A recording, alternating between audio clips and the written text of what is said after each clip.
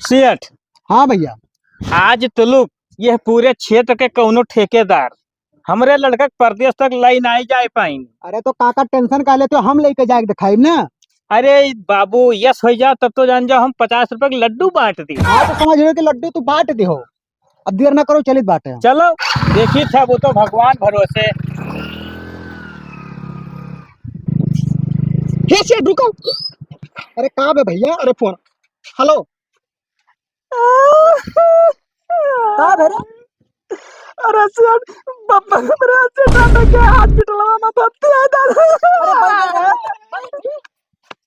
अरे सुन भैया। 3 बोरा खाद।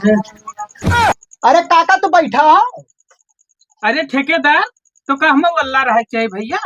लड़कवा तो कह रहा कि तू हॉस्पिटल में भर्ती हो, एक्सीडेंट हो गवा है। बस कहन रहा तुझसे